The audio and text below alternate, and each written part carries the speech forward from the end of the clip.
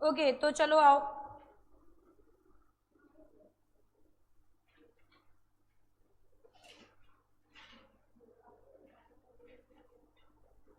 यहाँ पे यार हमने रिकॉग्नाइज प्रोविडेंट फंड का ट्रीटमेंट किया था लास्ट क्लास में, आरपीएफ का, एंड यूआरपीएफ का एक क्वेश्चन करते हैं फिर आगे बढ़ेंगे।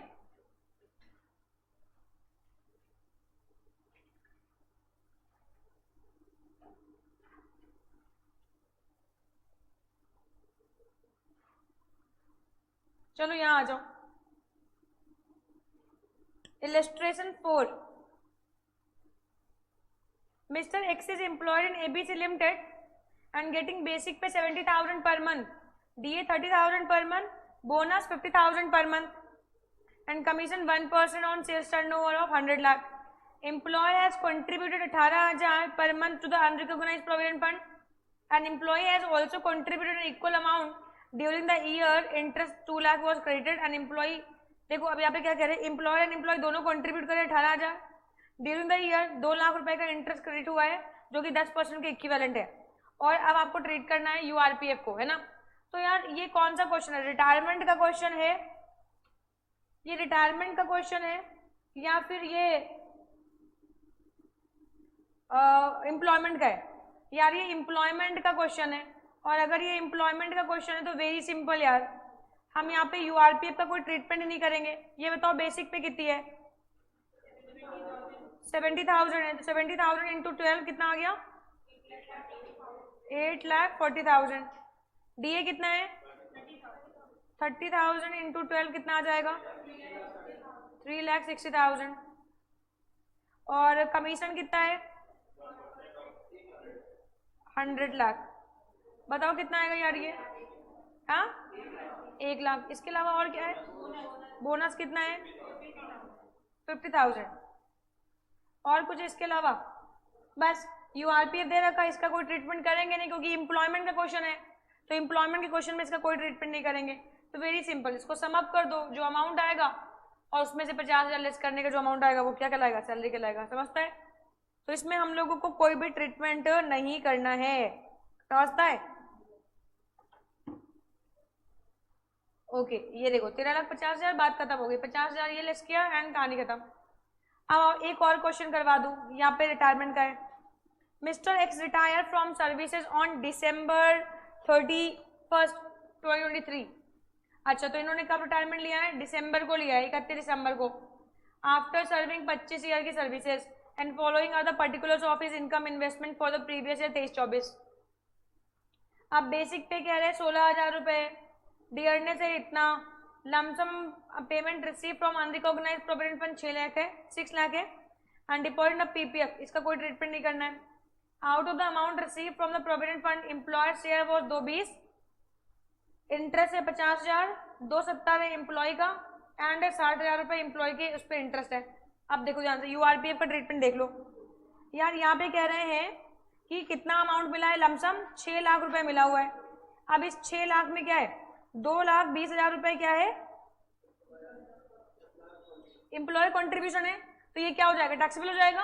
At the time of retirement employer के कॉन्ट्रीब्यूशन क्या होगा, टैक्सेबल होगा, तो ये टैक्सेबल हो गया। अच्छा अभी इंटरेस्ट बताओ मुझे, इंटरेस्ट कितना है, 50,000, ये भी टैक्सेबल हो जाएगा। अच्छा एम्प्लॉय के कॉन्ट्रीब्यूशन की ऐसी की तैसी, उसका आप कोई ट्रीटमेंट नहीं करने वाले। एम्प्लॉय कॉन्ट्रीब्यूशन पे इंटरेस्ट बताओ कितना आएगा, क्वेश्चन दिया है बेटा 60,000, तो ये इंटरेस्ट है एम्प्लॉय का 60,000। ये अदर सोर्सेज में टैक्सेबल होएगा, ये सैलरी वाले हेड में टैक्सेबल होएगा, ये सैलरी वाले हेड में टैक्सेबल हो जाएगा। आई बात समझ में? तो यहाँ पे कोई खास ट्रीटमेंट है नहीं हमारे पास, सिंपल सिंपल सी बातें हैं यार, है ना।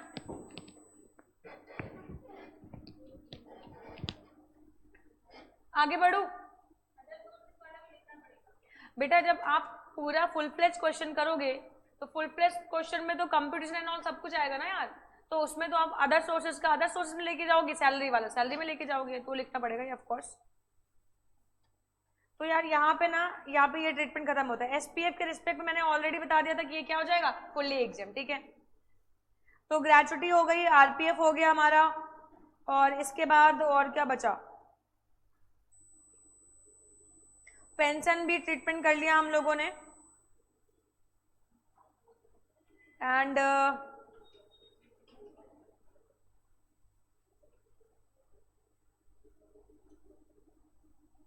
आ जाओ अब टैक्सेबिलिटी ऑफ लीव सैलरी। अब लीव सैलरी की बात कर रहे हैं यार यहाँ पे।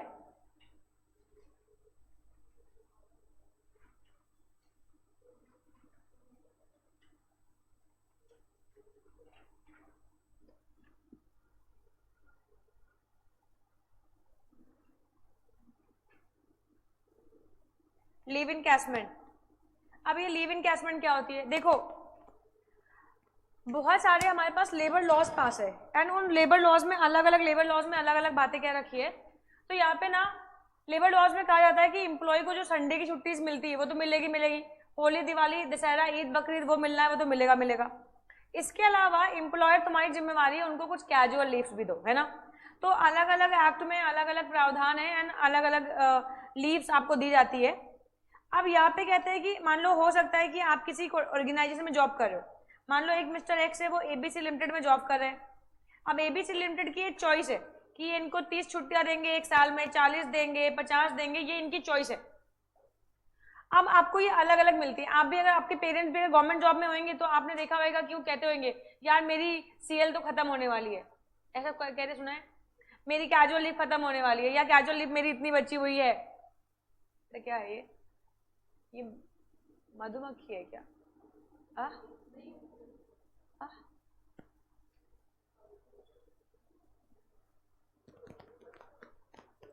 चलो देखो, तो अलग अलग एम्प्लॉयर अपने अपने एम्प्लॉयज को अलग अलग छुट्टियां देते हैं ना। अब आपके एम्प्लॉयर के ऊपर वो 40 भी दे सकता है, 50 भी दे सकता है, 60 भी दे सकता है, वो उसकी अपनी खुद की चॉइस है। कितनी छुट्टियां हमें मिलेंगी इनकम टैक्स के बेसिस पे। इनकम टैक्स कहता है जो आपकी लीव इनकैशमेंट जो हम कैलकुलेट करवाएंगे, जो हम एग्जाम्शन एंड टैक्सेबिलिटी करवाएंगे वो 30 लीव्स के बेसिस पे करवाएंगे, ठीक है। देखो जो लीव इनकैशमेंट है ये भी हमारा कौन सा है, सेक्शन 10 है। तो अगर ये सेक्शन 10 है तो यहाँ पे भी क्या मिलेगी, कुछ एग्जाम्शन मिलेगी, कहीं पे पार्शियल एग्जाम्शन है कहीं पे फुल्ली एग्जाम्शन है, ठीक है ना यार। तो वो आपके लीव आपके किस कौन से एम्प्लॉय उसके हिसाब से मिलेगी, एग्जाम्शन मिलेगी। अब एग्जाम्शन का जो अमाउंट है वो कैलकुलेट करना होगा। तो आपका एम्प्लॉय आपको कितनी भी छुट्टियां दे सकता है। इनकम टैक्स डिपार्टमेंट कहता है कि हम अगर एग्जाम्शन का अमाउंट कैलकुलेट करेंगे तो वो 30 डेज की लीव मान के करेंगे ना। मान लो फॉर एग्जाम्पल आपके एम्प्लॉयर ने आपको दिया एक साल में 40 छुट्टियां, तो एक साल में 40 छुट्टियां किया।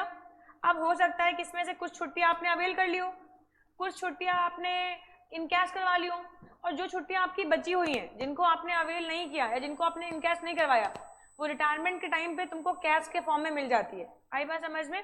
अच्छा मान लो फॉर एग्जाम्पल एक एम्प्लॉय मिस्टर एक्स, इसने किसी ऑर्गेनाइजेशन में जॉब किया और 20 साल जॉब किया, तो इसकी जो कैजुअल लीव्स है वो कितनी है, 800। तो हो सकता है कि जब ये जॉब कर रहा हो तो जॉब के दौरान इसने हो सकता है कि शायद मान लो 200 लीव्स ले लियो, छुट्टियां 200 अवेल कर लियो। हो सकता है कि 200 छुट्टियों का पैसा इसने अवेल कर लिया हो, तो इसकी 400 छुट्टियां है, यानी ये इसको छुट्टियां मिली थी।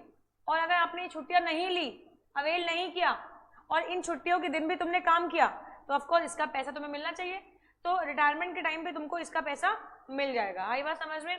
तो जब आपकी जो छुट्टियां होती है, जो आपके एम्प्लॉयर ने आपको छुट्टियां दी है और ये छुट्टियों को जब रिटायरमेंट के टाइम पे आप इनकैश करवाते हो तो इसी को हम लोग क्या बोलते हैं, लीव इनकैशमेंट बोलते हैं ना। अब लीव इनकैशमेंट बोलेंगे तो सेक्शन 10(10) में है।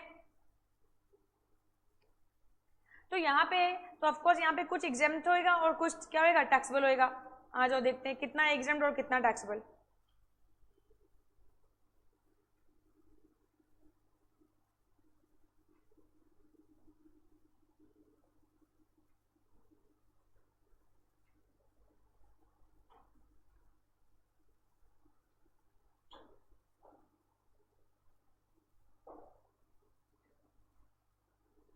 At the time of employment fully exempt, चाहे आप गवर्नमेंट एम्प्लॉय हो चाहे आप नॉन गवर्नमेंट एम्प्लॉय हो।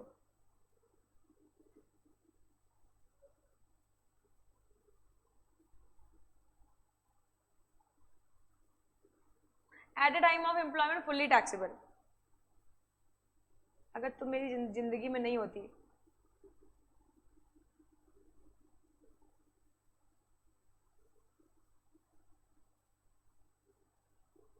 चलो अब तुम ही बताओगी। गवर्नमेंट एम्प्लॉय नहीं बताओगी क्या?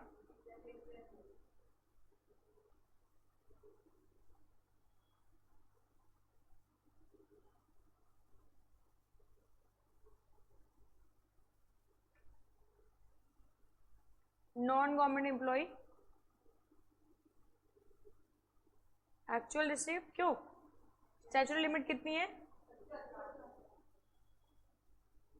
याद आ गया मुझे, तुम वहां बैठी थी।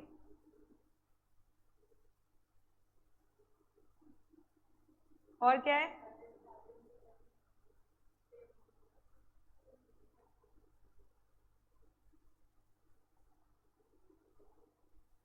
और फिर क्या है?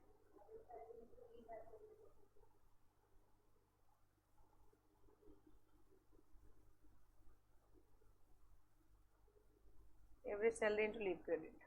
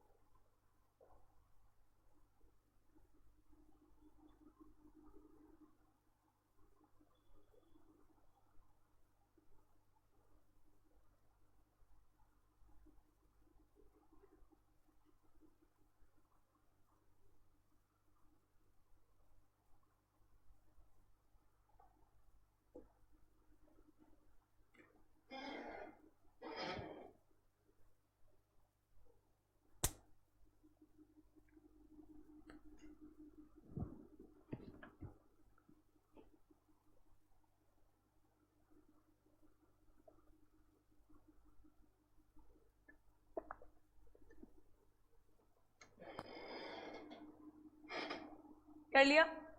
अब देखो जरा ध्यान से। तो अगर आपको कोई भी, अगर आप लीव इनकैशमेंट की बात कर रहे हो तो leave encashment at the time of employment ये फुल्ली टैक्सेबल होएगा, फिर चाहे आप गवर्नमेंट एम्प्लॉय हो चाहे आप नॉन गवर्नमेंट एम्प्लॉय हो। And at the time of retirement ये फुल्ली एग्जेम्प्ट नहीं होएगा, डिपेंड करता है आप कौन से एम्प्लॉय हो। आप अगर हो गवर्नमेंट एम्प्लॉय तो ये क्या हो जाएगा, फुल्ली एग्जेम्प्ट। और अगर आप हो नॉन गवर्नमेंट एम्प्लॉय तो फिर यहाँ पे ना एक लिमिट है, यहाँ पे देखो मैं इसको ऐसे लिखूंगी, which ever is lower and lower is exempt. तो ये आपको चार बातें हैं यहाँ पे कि एक्चुअल रिसीप्ट जो आपको मिलेगा आपके एम्प्लॉयर से, 25 लाख रुपीज की स्टैट्यूटरी लिमिट है आपके लिए, ये चेंज हो गई है। And 10 month salary and average salary into leave credit, which ever is lower, lower is exempt and difference amount is taxable. ठीक है। अच्छा अब यहाँ पे एक चीज देखो, यहाँ पे सैलरी का मीनिंग क्या होएगा, तो सैलरी का मीनिंग होएगा आरबीएस। एंड आरबीएस का मतलब आप लोग समझते हो, basic plus DA forming part plus commission percentage, है ना। एंड अगर लीव क्रेडिट की बात करते हैं तो आपके एम्प्लॉयर ने आपको कितनी भी छुट्टियां दी हो, इनकम टैक्स के बेसिस पे आपकी कितनी लीव यहाँ पे कंसिडर करेंगे, 30 लीव करेंगे। आई बात समझ में। एंड तो मैंने यहाँ पे लिखा लीव क्रेडिट का फॉर्मूला क्या होता है, क्योंकि यहाँ पे लीव क्रेडिट यूज कर रहे हैं ना। लीव क्रेडिट का फॉर्मूला क्या होगा, टोटल लीव जितनी आपको मिल रही है बट इनकम टैक्स के बेसिस पे 30 लीव से ज्यादा हम कंसिडर नहीं करेंगे। ठीक है, यानी कि अगर आपके एम्प्लॉयर ने 40 दी तो कितनी लीव कंसिडर करेंगे 30, और अगर आपके एम्प्लॉयर ने 20 दी तो कितनी कंसिडर करेंगे 20। अगर आपके एम्प्लॉयर ने 20 दिया 20 ही करेंगे, और अगर आपके एम्प्लॉयर ने 30 दिया 30, 40 दिया तो 30 करेंगे। आई बात समझ में? यानी मैक्सिमम लीव जो है वो 30 की है। तो leave credit in leave total leave into completed year of service, total leave into completed year of service ये करेंगे तो हमारा ये अमाउंट निकल के आ जाएगा। एंड फिर इसमें से लीव अवेल जो है वो लेस कर देंगे, लीव इनकैशमेंट लेस कर देंगे, एंड जो अमाउंट आएगा ये हमारे लिए लीव क्रेडिट कहलाएगा, है ना, और उसके बेसिस पे हम निकालेंगे यार, ठीक है। अच्छा, अब आओ एक क्वेश्चन करवाती हूँ, इम्प्लीमेंटेशन इसका थोड़ा सा अलग होएगा, तो इसका इम्प्लीमेंटेशन आप लोग देख लो। यहाँ पे पहला क्वेश्चन पूरा मुझे करने देना है, मुझे इसमें कुछ खास बातें बतानी है, ये बात ध्यान रखना।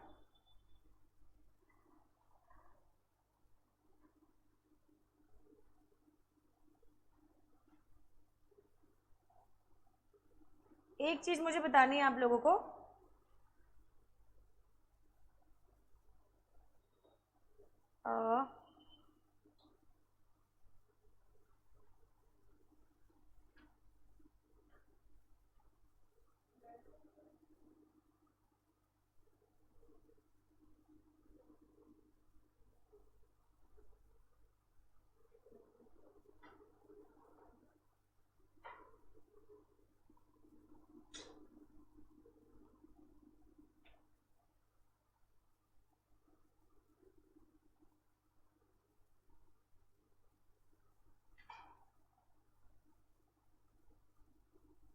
चलो सुनो,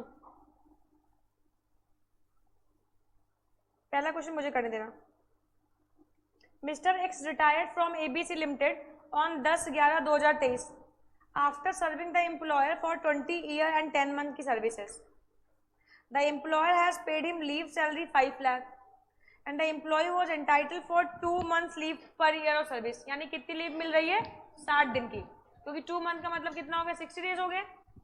and during the entire service he has availed 6 months of leave and in cash 7 months of leave, and the employee was getting basic pay 27,000, but it was increased 33,000 per month with the effect from July, and he was getting DA 9,000 per month, it was increased 12,000 and 50% DA forming part। अब पहले मुझे बस जो पूछती जा रही हूँ वो बताते जाना बस। पहली बात तो इसने नवंबर में रिटायरमेंट लिया है, तो ये रिटायरमेंट का क्वेश्चन बनता है। हाँ जी मैम,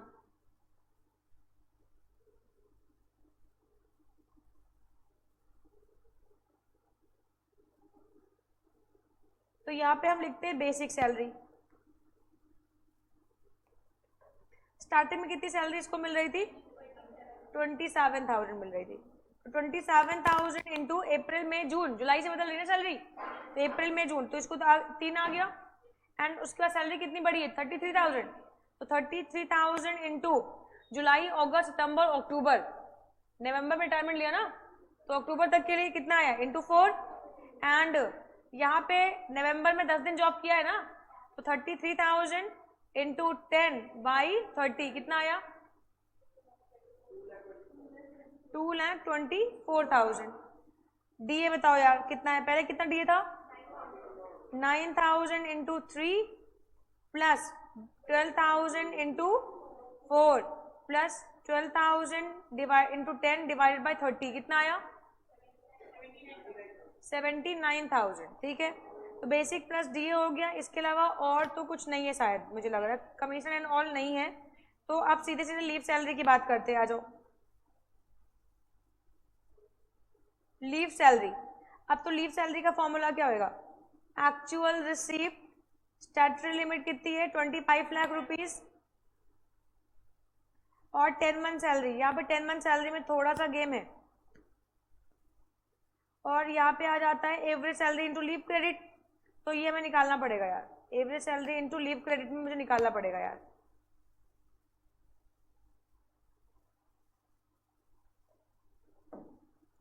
क्वेश्चन में एक्चुअल रिसीव दिया होगा, कितना दिया है 5 लाख, तो यार ये हमने लिख दिया 5 lakh rupees, statutory limit 25 lakh हमने लिख दी है, 10 month salary and average salary into leave credit.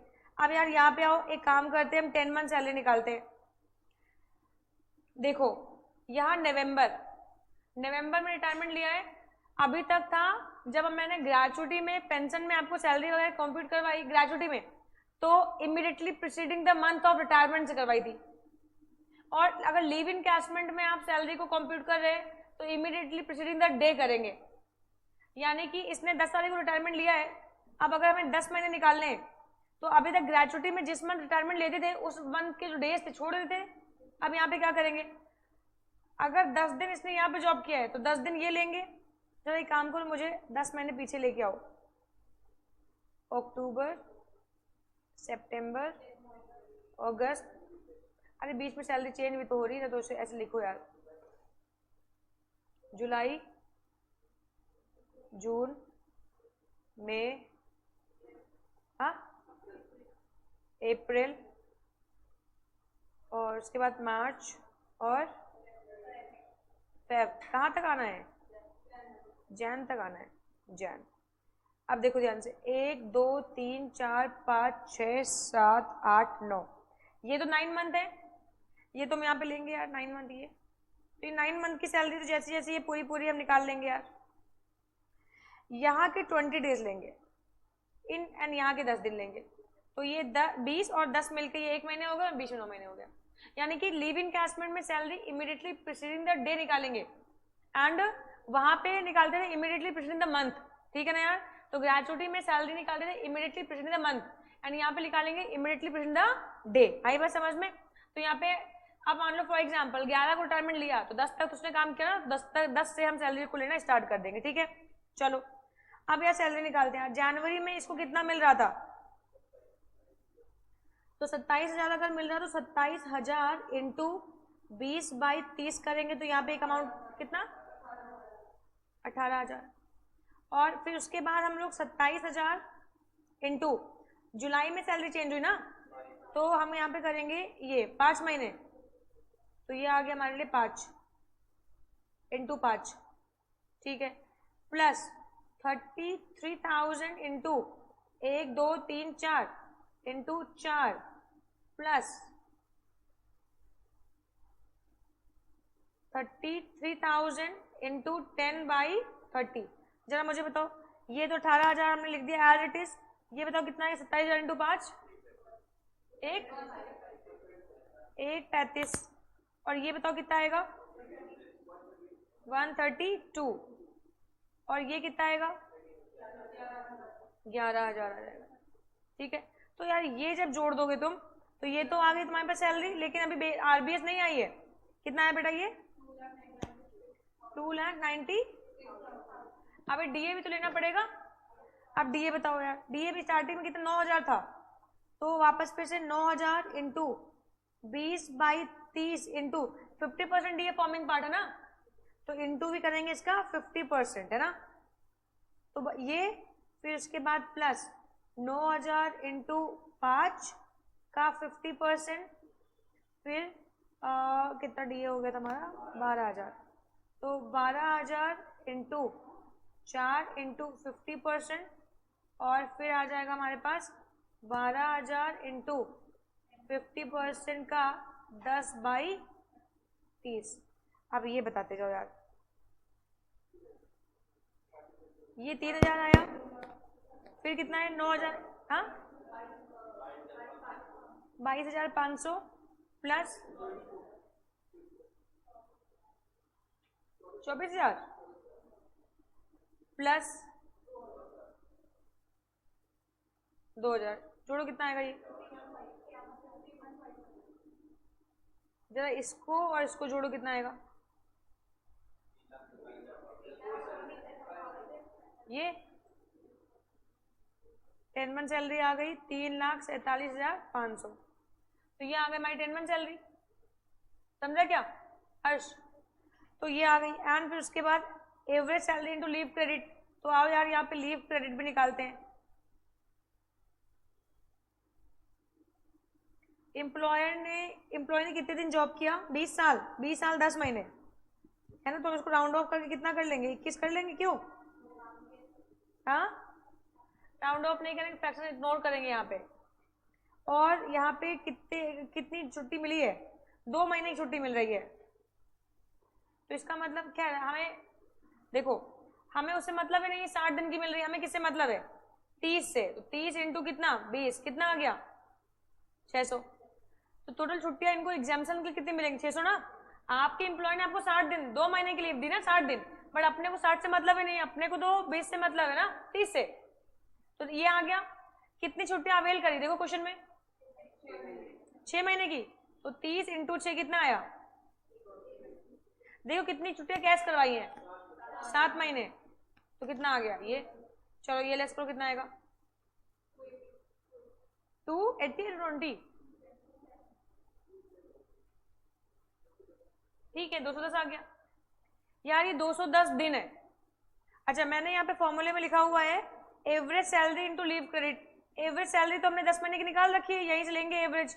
तो हमने ले लिया 34,750 इंटू, अच्छा ये 210 है यार, ये सैलरी तो 34,750 तो महीने की है ना, और ये 210 दिन है। तो एक काम करो, या तो फिर ये सैलरी को डे में कन्वर्ट कर लो, या तो फिर 210 को मंथ में कन्वर्ट कर लो। तो अगर मैं 210 डिवाइड बाई 30 कर लूं तो क्या मंथ में कन्वर्ट हो जाएगा, बताओ कितना आएगा ये 7। हाँ तो अब ये कैलकुलेट करो 34,750 इंटू 210 डिवाइड बाई 30, हाँ 243250। ये which ever is lower, lower कौन सा है,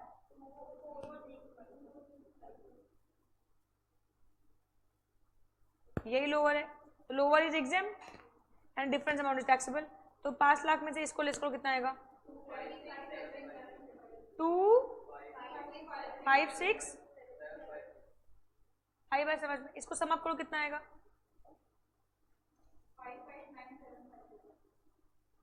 95 समझता है आंसर। तो ये आया होगा 50,000 की एग्जाम्शन आप इसमें से लेस कर देंगे, ठीक है।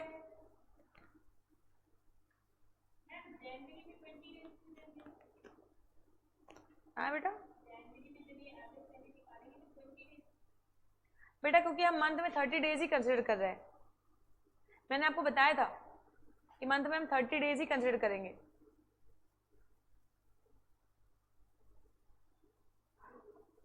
देखो ये क्वेश्चन तो मैंने किया, चलो अभी इलस्ट्रेशन 16 तुम करके दिखाओ और आंसर आना चाहिए एक बार में।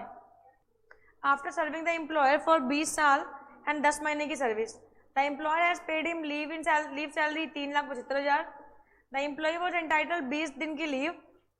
During the entire services he has availed 35 दिन की leave for encash 10 days की leave. The employee was getting basic pay 27,000 but it was increase to 30,000 per month with the effect from 1/7/2023, ठीक है। The employee was getting basic pay 27,000, it was increase 30,000 जुलाई से, and the employee allowed in pension 6,000 and employee was allowed commutation of 1/3, ठीक है। मैं समझ गई कहाँ दिक्कत है, चलो इतना तो मुझे समझ में आ गया कि प्रॉब्लम कहाँ है।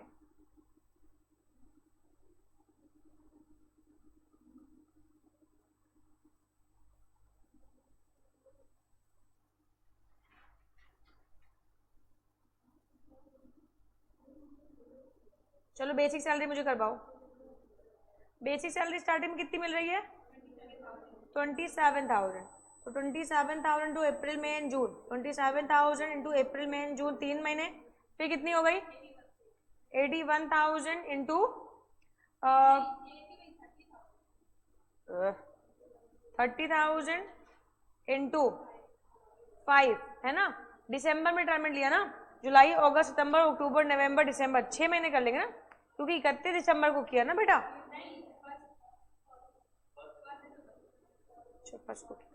तो फिर 5 हो गया। ये बताओ कितना आया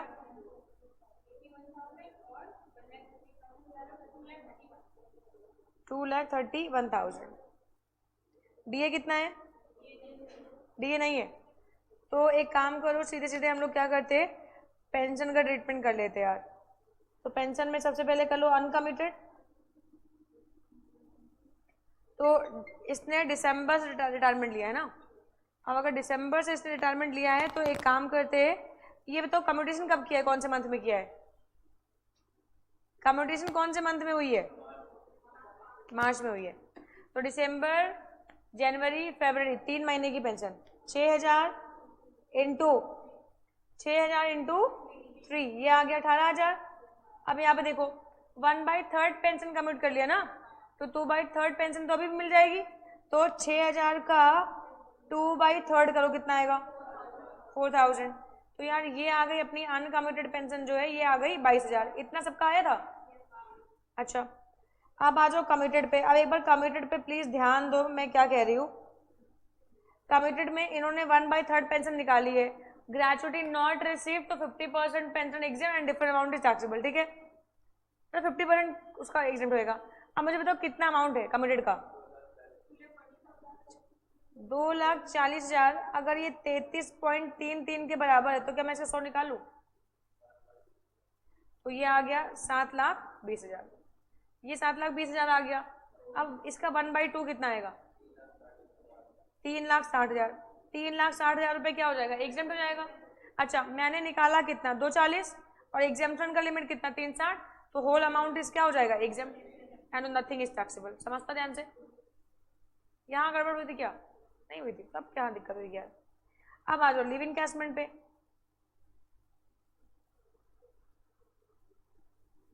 लिव इनकैशमेंट में एक्चुअल रिसीव कितना आया, एक्चुअल रिसीव 3,75,000। बेटा अनकमिटेड किया तो ये 22,000 आया हुआ, ये वही तो अनकमिटेड, ये कमिटेड।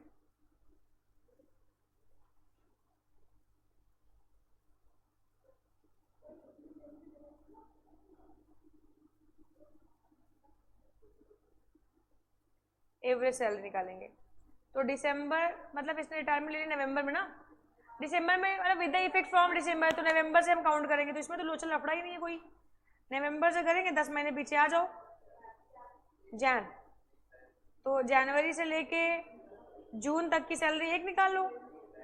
हाँ बेटा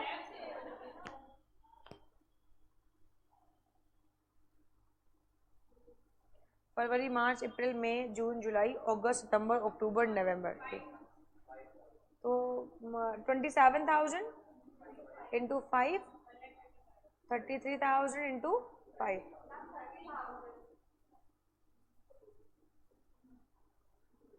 कितना है जोड़ो, 2,80,000 और डी वगैरह कुछ है नहीं, तो 2,85,000 यहाँ पर, ठीक है। अच्छा ये आ गई आपके पास 10 मंथ सैलरी। और अब लीव क्रेडिट देखते हैं, कितनी लीव मिल रही, 20 दिन की, कितने साल जॉब किया, कितनी हुई, कितना इनकैश किया 35, चलो 35 और 10 लेस करना है ना, ठीक, बताओ कितना आएगा 355। तो यहाँ पे आओ 28,500 इंटू 355 डिवाइड बाई 30 कितना आएगा 3, विच इज लोअर, ये एग्जाम लेस करो कितना आएगा, हो गया। इसमें कहाँ इतना टाइम कहाँ लग गया यार, कहाँ रह गए थे, पेंशन में रह गए थे। अरे यार वाहियात कॉन्सेप्ट यार, पेंशन तो वाहियात है यार।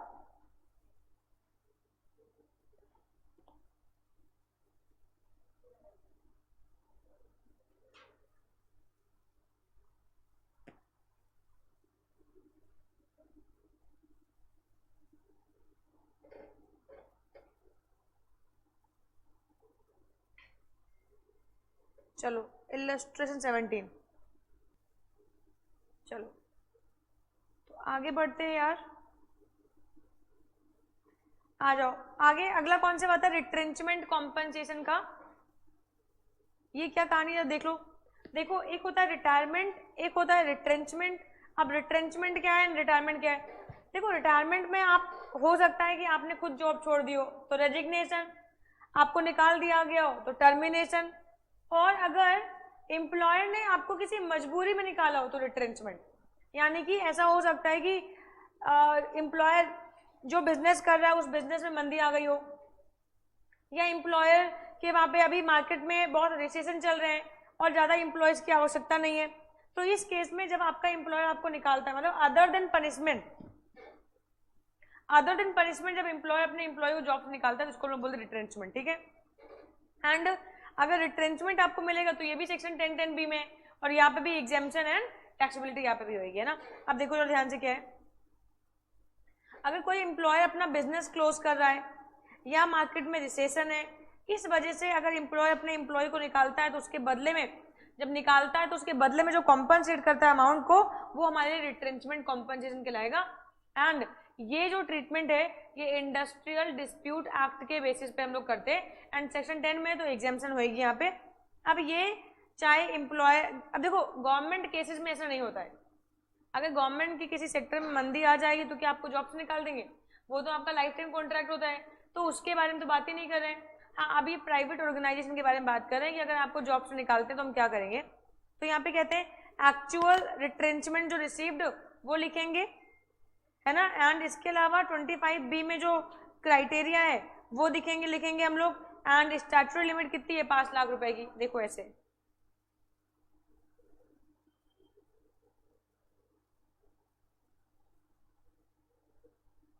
रिट्रेंचमेंट कॉम्पनसेशन, तो ये एक्चुअल रिसीव्ड, स्टैट्यूटरी लिमिट कितनी है, फॉर्मूला क्या बनाएंगे, 15/26 into 3 month salary into completed year of service. Meaning of salary basic plus DA and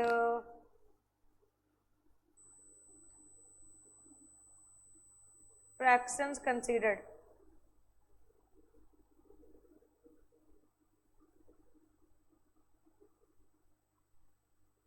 तो ये एंड इसमें ना whichever is lower is exempt and difference amount is taxable. आई बात समझ में।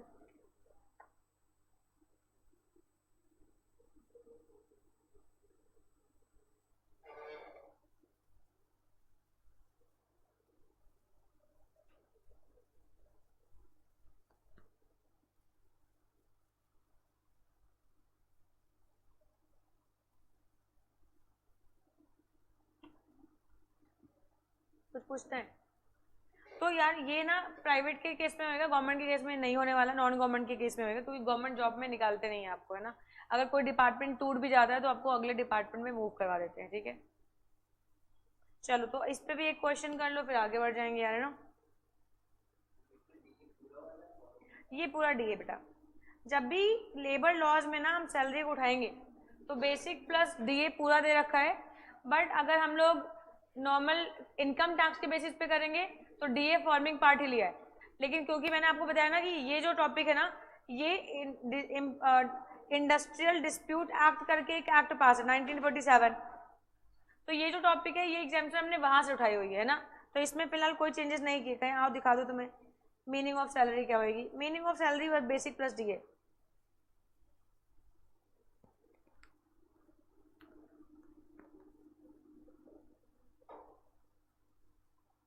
ये देखो आगे ना बेटा, यहाँ पे लिखा बेसिक प्लस DA, ठीक है। चलो एक और ट्रीटमेंट करवा दो, फिर ही करवाती हूँ क्वेश्चन। वॉलेंट्री रिटायरमेंट की बात करते हैं।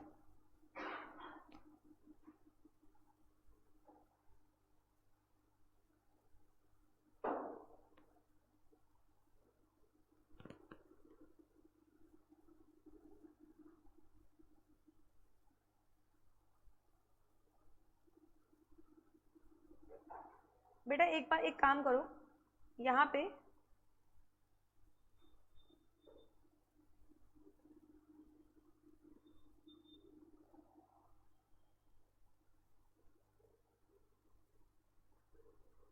एवरेज 3 मंथ कर दो बेटा।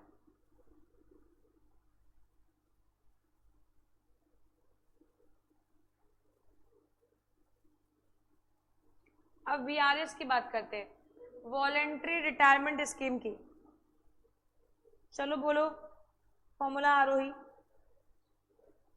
एक्चुअल रिसीव्ड स्टैट्यूटरी लिमिट है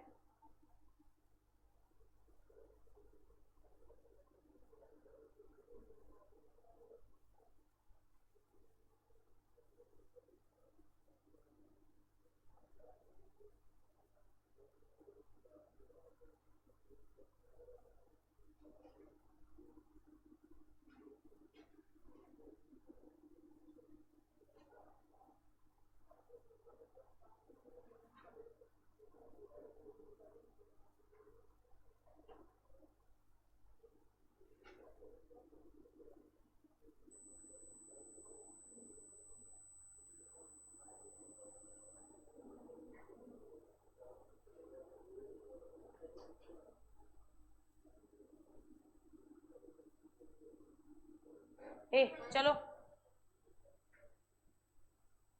चलो वीआरएस देखो क्या है। वीआरएस का मतलब होता है जब कोई एम्प्लॉय अपनी जॉब को खुद ही छोड़ता है तो उसको बोलते हैं वीआरएस, वॉलंटरी रिटायरमेंट। एंड अगर आपने वीआरएस लिया तो आपको जो कॉम्पेंसेशन मिलेगा उसमें से एक्चुअल रिसीव जो आपको मिलेगा, स्टैट्यूटरी लिमिट यहाँ पे 5 लाख रुपीज है, एंड यहाँ पे 3 month salary into completed year of service, and यहाँ पे average salary into remaining month. अब ये क्या कहानी है, अब मान लो फॉर एग्जाम्पल आपकी जो जॉब है वो 20 साल की है, आपने 18 साल जॉब किया, तो यहाँ पे कितना आएगा, CYS में 18 आ जाएगा। और यहाँ पे 2 साल आपके क्या हो गए, बचे हुए, 2 साल पहले रिटायरमेंट ले लिया, तो रिमेनिंग मंथ कितने बचे, तो 24 बचे, तो यहाँ पे 24 हो जाएगा, ठीक है, रिमेनिंग मंथ, और ये एवरेज सैलरी, ठीक है। यस, आ जाओ यहाँ पे एक एग्जाम्पल देखो। Mister x has taken a voluntary retirement after completion of 18 साल की service, and at the time of remaining service was 7 year, an employer paid 6 lakh on voluntary retirement. तो 6 लाख आ गया एक्चुअल रिसीव। स्टैट्यूटरी लिमिट कितनी आ गई है, 5 लाख की। अच्छा, एंड रिटायरमेंट बेनिफिट सैलरी, ठीक है, जो भी होगी। और हम क्या करेंगे, चलो मैं करवाती हूँ ये वाला एग्जांपल। वैसे मुझे क्वेश्चन देखने में मजा नहीं आ रही है। एक्चुअल रिसीव्ड है 6 लाख, है ना बेटा, बोलो बेटा, सब अपने में मस्त हो यार। स्टैट्यूटरी लिमिट कितनी है, इनकी सैलरी कितनी है, तो 5,000 है ना, 3 into 5 divided by 5, so 3 average ना, एवरेज नहीं यार, 3 महीने की सैलरी यहाँ पे, 3 इंटू 5, देखो लिखा है 3 मंथ सैलरी, तो यहाँ पे पूरी 3 मंथ है, समझता है। तो अब इसके बाद कितने साल जॉब किया इसने, बताओ कितना आएगा,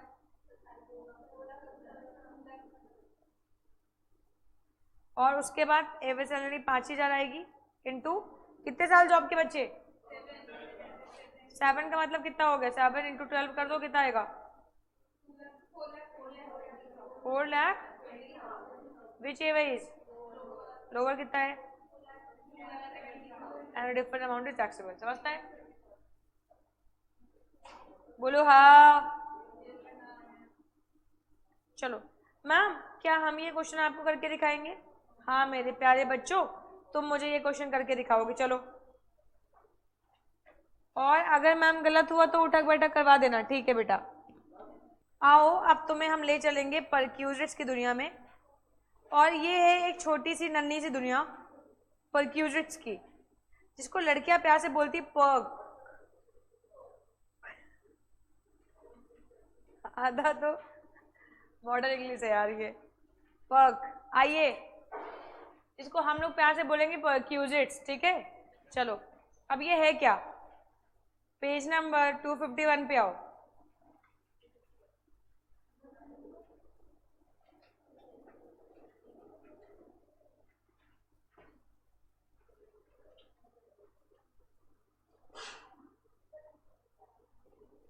चलो सबसे पहले बात करते हैं परक्यूजिट्स का मतलब क्या है। ये देखो, परक्यूजिट मीन्स फैसिलिटीज और पर्क गिवन बाय एम्प्लॉयर।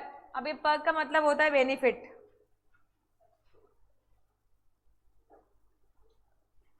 जैसे मान लो फॉर एग्जाम्पल मेरे एम्प्लॉयर ने मुझे कैश में बेनिफिट ना देके अगर काइंड में बेनिफिट दे दिया तो इसको हम लोग बोलते हैं परक्यूजिट्स, ठीक है। जैसे फॉर एग्जाम्पल आपने एचआरए का ट्रीटमेंट किया था ना, अब आप रेंट पे रह रहे हो और आपके एम्प्लॉयर ने आपको कुछ कैश में दे दिया रेंट को कॉम्पनसेट करने के लिए, तो वो एचआरए हो गया, बट ये कैश बेनिफिट हो गया ना। मेरे एम्प्लॉयर ने मुझे कैश नहीं दिया, मेरे एम्प्लॉयर ने सीधे मुझे घर ही दे दिया कि राखी एक काम करो, ये लो घर की चाबी, जाओ जाके ऐश करो यार, ठीक है ना यार। तो ये क्या हो गया, अब यार रेंट करते तो अल्टीमेटली किराए के घर पे रहते, घर ही दे दिया, तो ये क्या हो गया हमारे लिए, बेनिफिट हो गया, काइंड हो गया एंड परक्यूजिट हो गया, ठीक है ना यार। यार अपने पास कार्ड नहीं थी यार, तो पहले ऑफिस में ऑफिस वाले कैब प्रोवाइड किए थे, फिर बाद में एक दिन एम्प्लॉयर का माथा घुमा, एम्प्लॉयर ने कहा ताकि तुम लेट जाती हो, मैंने कहा कैब से आती हूँ, देर हो जाती है, ये लो चाबी लो, और चाबी मिल गई यार, तो ये क्या है, काइंड है, समझते ध्यान से। तो इस तरीके से बहुत सारे एम्प्लॉय मतलब एम्प्लॉयर अपने एम्प्लॉय को बहुत सारे बेनिफिट देता है जो कि नॉन कैश होते हैं, तो उनको हम लोग क्या बोलते हैं, परक्यूजिट्स बोलते हैं, ठीक है ना यार। अब परक्यूजिट्स की जो लिस्ट है वो थोड़ी सी छोटी सी ये है, क्या ज़्यादा बड़ी नहीं है, सिर्फ इतने परक्यूजिट्स है और हमें एक एक करके इनका ट्रीटमेंट यहाँ पे देखना है ना। सबसे पहले हम लोग आएंगे देखेंगे रेंट फ्री अकोमोडेशन, है ना। चलो सबसे पहला एंड सबसे प्यारा परक्यूजिट्स है रेंट फ्री अकोमोडेशन, प्यार से बोलेंगे आरएफए। एचआरए उसको हाउस रेंट अलाउंसेस को बोलते थे एचआरए, इसको हम लोग बोलेंगे आरएफए, ठीक है। तो अब एम्प्लॉयर ने अगर आपको घर प्रोवाइड कर दिया तो ये क्या हो जाएगा, आरएफए हो जाएगा। अच्छा अब ये देखो ऐसा हो सकता है यार,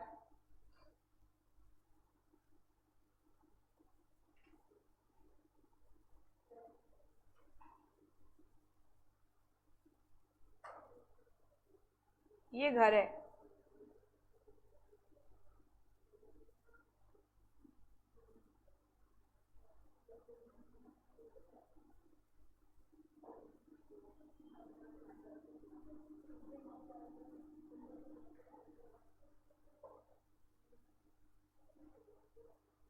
यार ये एम्प्लॉयर का ओन्ड भी हो सकता है। देखो एम्प्लॉयर ने मुझे काइंड में दिया, देखो कैश में दिया तो सिंपली बहुत आसान होता है टैक्सेबल करवाना, अब काइंड में दिया है तो काइंड में ना हम इस घर की ना बेनिफिट वैल्यू निकालेंगे, कितनी बेनिफिट है। अगर आपने एम्प्लॉयर ने मेरे को घर दिया तो एम्प्लॉयर ने मुझे कितना बेनिफिट प्रोवाइड करवाया, एंड जितनी वैल्यू का बेनिफिट मुझे एम्प्लॉयर ने प्रोवाइड करवाया होगा वो बेनिफिट मेरे सैलरी वाले खाते में टैक्सेबल होएगा, समझता है। तो यहाँ पे हम लोग टैक्सेबल वैल्यू निकालने जा रहे हैं कि अगर एम्प्लॉयर ने मुझे काइंड में बेनिफिट दिया तो उस काइंड का बेनिफिट कितना है और उसके ऊपर सरकार क्या करेगी, टैक्स लेगी, ठीक है यार। अब बेनिफिट निकालने के लिए डिपेंड करता है, जो प्रॉपर्टी हो सकती है वो अलग अलग हो सकती है, जैसे हो सकता है एम्प्लॉयर ने घर प्रोवाइड करवाया वो एम्प्लॉयर खुद का हो ओन्ड, तो एक ट्रीटमेंट हो यहाँ होएगा ओन्ड में। हो सकता है कि जो प्रॉपर्टी वो किस पे हो, रेंट पे हो,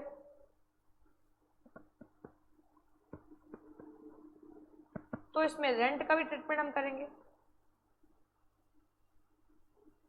हो सकता है एम्प्लॉयर ने मुझे होटल में स्टे करने को दिया हो, कुल मिला के रहने के लिए छत दे दी, अब ये छत उसकी खुद की हो सकती है, ये रेंटेड हो सकती है, या ये होटल हो सकता है। अगर ओन्ड है, बड़ी समस्या है यार यहाँ पे, अगर प्रॉपर्टी ओन्ड है तो यार बेनिफिट कैसे निकालेंगे यार हम, अगर प्रॉपर्टी ओन्ड है तो बेनिफिट कैसे निकालेंगे यार।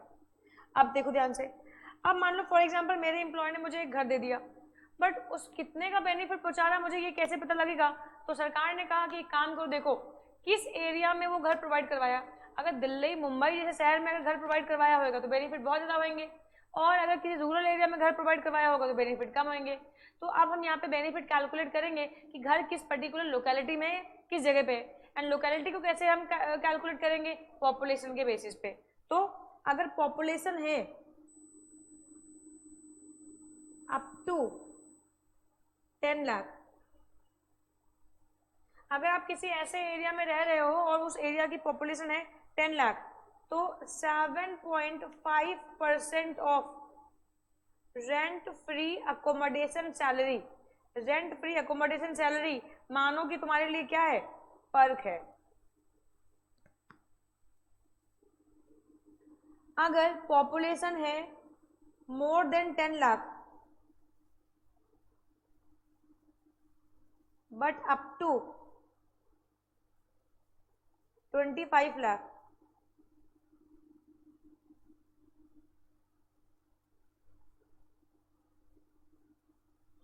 तो फिर 10% ऑफ RFAS मानो कि तुम्हारा क्या पर्क है, और अगर तुम्हारी पॉपुलेशन है मोर देन 25 लाख तो 15% मानो कि तुम्हारे लिए क्या है, 15% ऑफ RFAS तुम्हारा पर्क है। तो यहाँ पे लिखेंगे 7.5%, यहाँ पे लिखेंगे 10% और यहाँ पे लिखेंगे 15%। तो जिस भी लोकेलिटी में तुम्हारा घर होएगा उसके हिसाब से हम बाइफर्केशन कर लेंगे। और अगर ये रेंट पे होएगा तो क्या करेंगे? रेंट पे तो एक ही केस बनाएंगे हम लोग। क्या केस होएगा?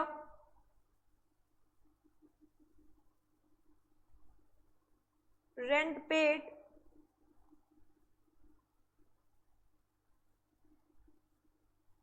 और 15% of RFAS whichever is lower is perk, lower is perk, exam नहीं है यहाँ पे, lower is perk। आई बात समझ में? तो यहाँ पे क्यू की जगह के कर दो।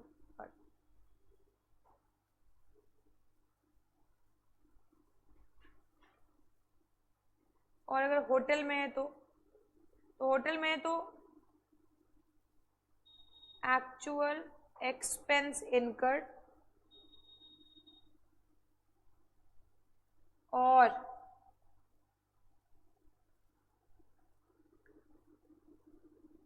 24% of RFAS whichever is lower is perk। समझता है क्या?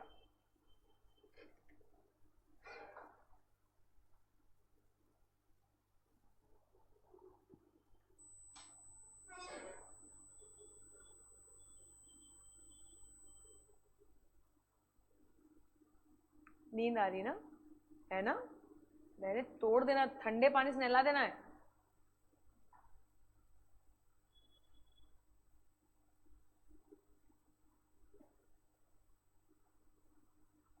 हो गया अर्श? चलो अब कहानी बताते हैं। तो अभी तो सिर्फ ये 3 केसेस लिख लो, अभी आगे और भी केसेस हम लोग लिखवाएंगे। मतलब इसमें क्या नाम और भी केसेस बन सकते हैं? अरे मेरे लाल, इसमें तो बहुत सारे केसेस बन सकते हैं। जैसे यहाँ पे हो सकता है कि आपके एम्प्लॉयर ने आपको दिया हो 2 हाउसेस, मतलब मैम एक घर वाले के लिए और एक बाहर वाले के लिए एक सही समझे तो 2 हाउस मिलेंगे। मतलब कभी कभी जरूरत लग सकती है ना भाई। देखो आप एम्प्लॉय हो, अब अगर घर में और बाहर शांति होगी तभी तो आप अपना काम ठीक से कर पाओगे। तो एम्प्लॉयर समझता है इस बात को यार, एम्प्लॉय की समस्या समझता है। तो एम्प्लॉयर ने कहा कि तुम्हें 2 घर देंगे, ठीक है चिराग, एक घर के लिए, घर वाले के लिए और एक बाहर वाले। सुकून से रहो यार तुम, ठीक है। बेसिकली तुम सुकून से क्या ही रहोगे, 2 सुकून से रहेंगे तो तुम सुकून से रहोगे यार। तो 2 हाउसेस है, बट 2 हाउसेस के लिए अभी रुक जा भाई, इसमें जगह छोड़ देना, अभी बताऊंगी बाद में कैसे होएगा। एक एक करके पहले ट्रीटमेंट करते हैं।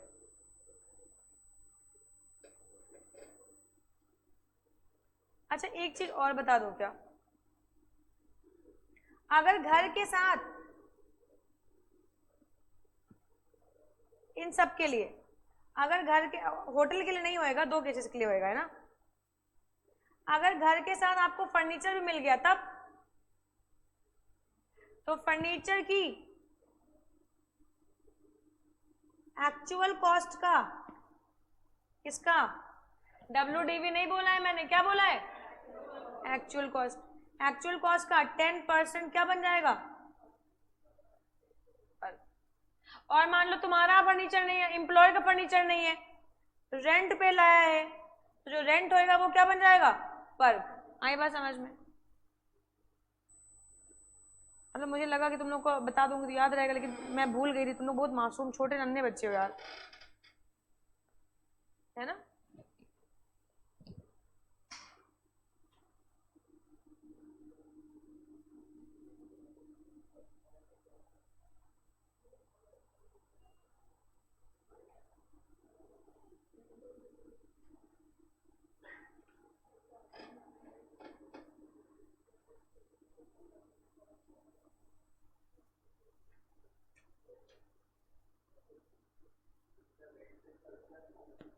हाँ बेटा, क्या कह रहे हो? रेंट वैल्यू,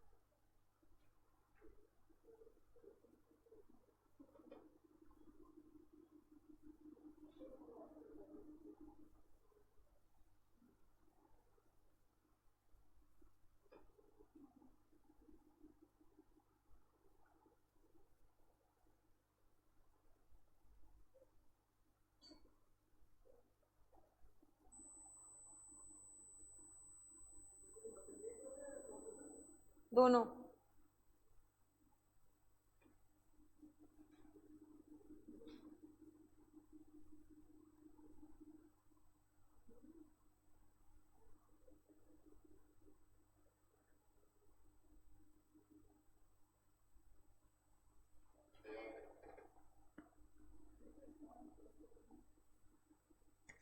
क्या खुशी मैम बताएं क्या?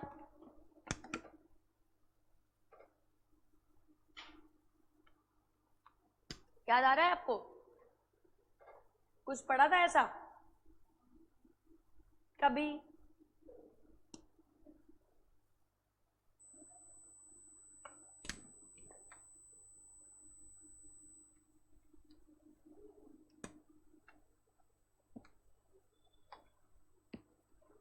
आ जाओ।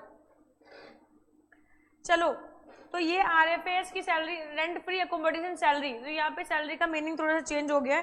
बेसिक भी आएगा, डीए भी आएगा, कमीशन भी आएगा, taxable portion of all allowances, leave encashment at time of employment. ये सारी चीजों को हम लोग यहाँ पे कवर करने वाले। अब मेरी एक बात और ध्यान सुनना, जो आरएफए हम लोग निकालेंगे यार, ये गवर्नमेंट के लिए भी हो सकता है और नॉन गवर्नमेंट के लिए भी हो सकता है। तो गवर्नमेंट के लिए अगर होएगा तो यहाँ पे एक ना लाइसेंस फी का अमाउंट देंगे। तो गवर्नमेंट के केस में आपको नहीं निकालना है। गवर्नमेंट के केस में गवर्नमेंट जो आपको अपनी प्रॉपर्टी के लाइसेंस फी चार्ज करती है, वो लाइसेंस फी आपकी परक्यूटेड होएगी। और अगर कोई फर्नीचर वगैरह है तो इसकी कॉस्ट को हम यहाँ पे ऐड कर देंगे। जो वैल्यू आएगी गवर्नमेंट एम्प्लॉय के लिए ये RFA कहलाएगी।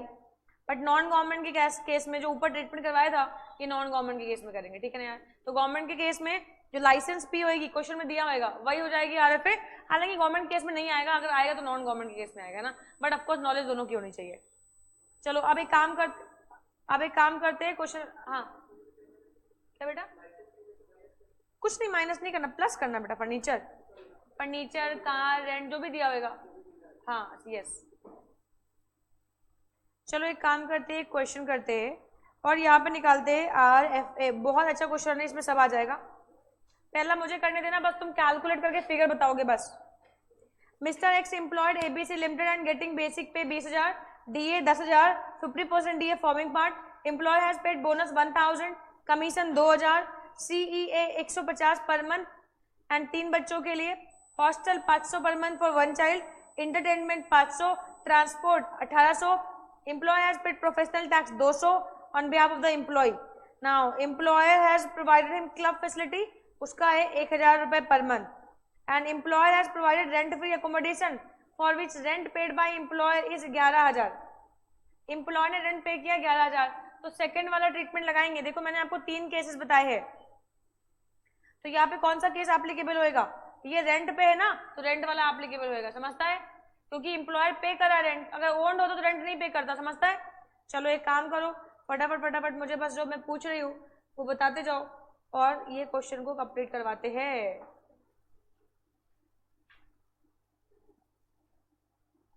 बेटा बेसिक कितना है? तो 20,000 इंटू कर देंगे 12, कितना आ गया? डीए कितना है? तो 10,000 है, इंटू 12 करेंगे तो ये आ गया 1,20,000। बोनस कितना है? तो 1,000 इंटू 12 कितना आ जाएगा? 12,000। कमीशन कितना है? 2,000 महीने, तो 2,000 इंटू 12 कितना आ गया? और क्या आया कमीशन के बाद? चिल्ड्रन एजुकेशन अलाउंसेस है ना, 150 इंटू 3 इंटू 12 कितना आया? 150 इंटू 3 इंटू 12 कितना आया? 5400। अच्छा, इसमें से 100 रुपए की क्या मिल जाएगी? एग्जेम्पशन मिल जाएगी, कितना आएगा? ये कितना आया? हॉस्टल अलाउंसेस कितना है? 1,000 रुपए। 500 इंटू 12, एग्जेम्पशन कितनी है? तो 300 इंटू 12 कितना आ गया? ये कितना आएगा? उसके बाद क्या है? ट्रांसपोर्ट कितना है? 1800 इंटू 12, 21,600। इसके बाद क्या है? कितना है? गवर्नमेंट एम्प्लॉय नहीं है तो पूरा टैक्सेबल हो जाएगा। इसके बाद और क्या है? पेड बाई एम्प्लॉयर ना, 200 इंटू कितना आया? क्लब फैसिलिटी 1,000 दे रखा है इंटू 12, ये आ गया हमारे पास 12,000। अब हम करेंगे RFA का ट्रीटमेंट। RFA का ट्रीटमेंट, एम्प्लॉयर रेंट कितना पे करा? 11,000। तो रेंट पेड, रेंट कितना पे करा? 11,000। तो 11,000 इंटू 12 कितना आएगा? 1,32,000। अच्छा, और यहाँ पे क्या है? एक ये एंड 15% ऑफ RFAS।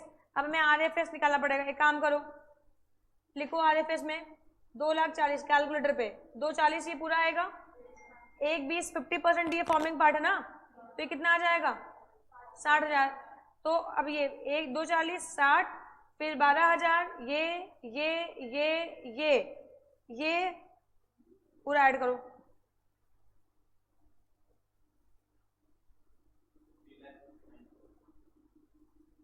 3 लाख। समझ गया? मतलब देखो इसका 50% लिया है, इसका बाकी बेसिक पूरा, डीए, फिर commission, bonus, CA, hostel allowances, transport, entertainment, ये नहीं लिया है आरएफएस में क्योंकि ये पार्ट नहीं बनेगा, ये नहीं लिया क्योंकि ये पार्ट नहीं बनेगा। आई बात समझ में? कितना है बेटा? 3,69,000 का 15% निकालो, कितना आएगा?